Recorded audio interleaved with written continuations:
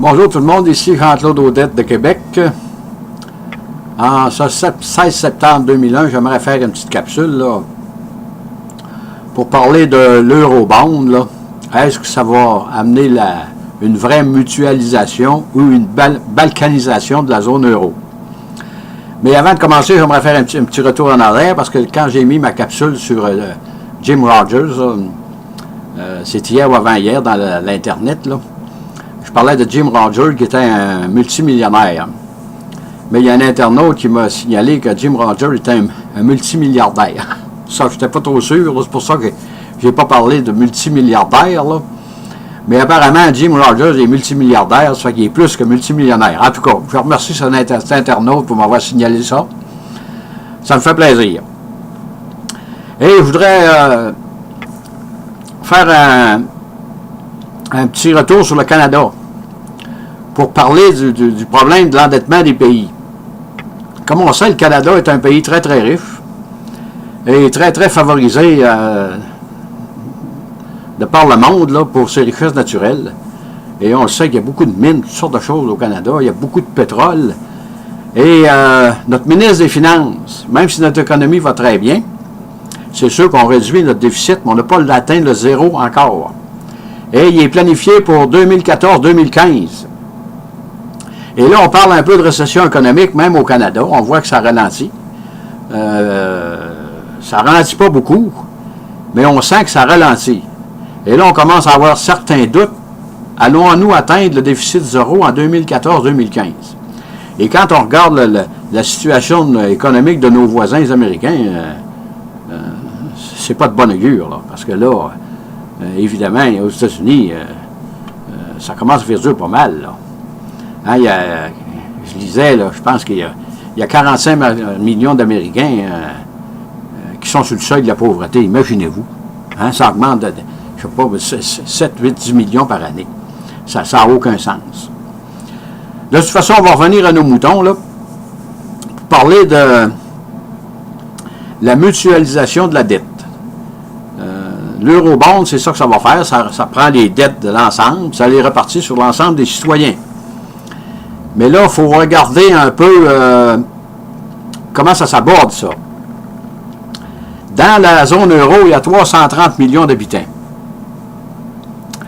Et la France et l'Allemagne. La France, c'est 63 millions d'habitants et l'Allemagne, c'est 81 millions d'habitants.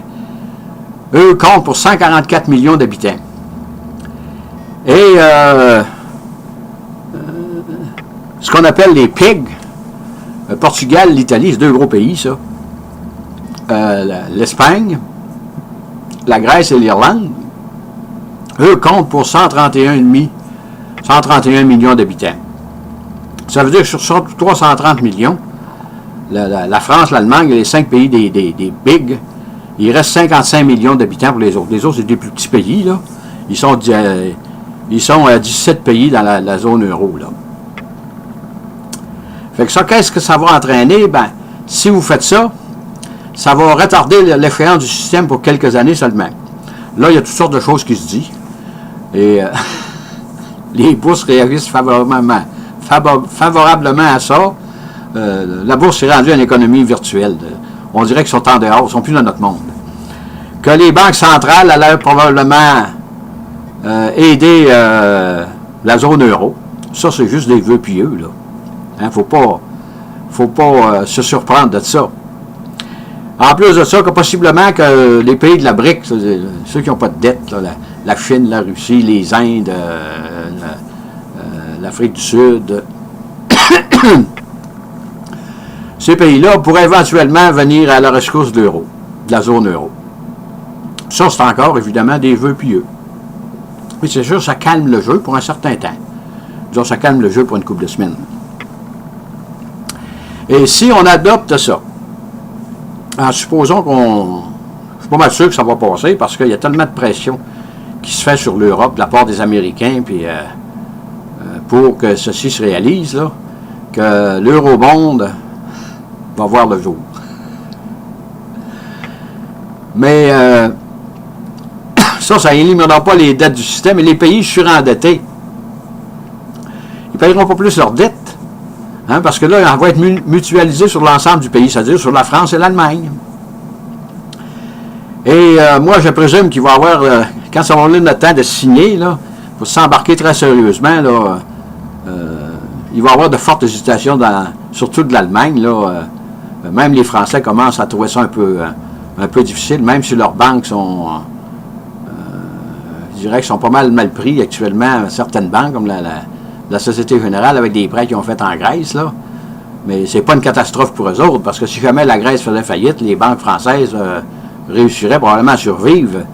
C'est sûr que s'il n'y a pas un bank run, là, si les Français se mettent à aller retirer leurs argent de là-dedans, bien c'est sûr que là, ça va prendre de la liquidité dans la banque, parce qu'elle ne pourra pas suffire. Et il reste en plus de ça pour sécuriser un peu en Europe, là, nationaliser en partie certaines banques, comme ils ont fait en Angleterre. Mais le cœur du problème est toujours latent dans l'économie occidentale. C'est pas avec ça qu'on va régler le problème, parce qu'on empile des dettes par-dessus les dettes. Et si jamais ça se réalise, ce que je pense, c'est qu'il va y avoir de plus en plus de pagaille à l'intérieur de l'euro, parce que les Allemands et les Français vont commencer à ruer d'un brancard. Et si la situation économique se dégrade encore, comme on semble vouloir s'en aller vers un ralentissement économique, tout le monde va trouver ça un peu plus dur. Et si jamais, là, je parle peut-être d'ici une couple d'années, là, si jamais la bisbille s'installe en Europe, ben c'est sûr que ceux qui sont en tête des pays là, qui ont poussé pour l'eurobond, ils vont toutes perdre les élections, ça c'est définitif. Ensuite de ça, je reviens toujours à la même chose. Il faut que le système des dettes, il faut que les dettes du système disparaissent, il faut que quelqu'un prenne leur pète. Et si vous exigez en Europe, les banques, vous les exigez un taux fixe, mettons, vous allez faire un write-off de vos livres de 20%, bien à ce moment-là, c'est sûr que ce n'est pas encore une solution, ça. Il faudrait que ça soit fait de même, mais là, ça va faire mal. C'est comme si un pays déclarait faillite. Parce que les banques, c'est pour ça qu'ils veulent les nationaliser, certaines banques, parce que s'ils leur font absorber des pertes, bien à ce moment-là, pas qu'il y ait un bank run là, sur certaines institutions bancaires, là, que le monde ait peur et il y a tout chercher leurs argent, là. Il faut que ce soit les gouvernements qui garantissent ça encore, mais l'ensemble des citoyens. Et en terminant, je voudrais terminer sur une note, un grand écrivain français, là. Il y en a qui ne sont pas d'accord avec lui. Moi, il y a certaines politiques, comme le gouvernement mondial. Moi, je ne suis pas d'accord avec ça, mais c'est un très grand écrivain, là. Écoutez, c'est pas... c'est Jacques Attali. Il a écrit de nombreux volumes. Puis en 2010, il a publié un livre au train où vont les choses, là, tous ruinés dans 10 ans. Bien là, on voudrait dire tous ruinés dans 8 ans, là, parce que, comme ça continue là, ça se dégrade continuellement. Et nos dirigeants, malheureusement, n'ont pas le courage de prendre le taureau par les cornes pour régler la situation. C'est sûr que ça va faire mal pour tout le monde, mais plus on s'enfonce dans la dette, plus ça va être difficile d'en sortir, ça va être de plus en plus pénible. Sur ce, je vous dis bonne écoute, merci et à la prochaine.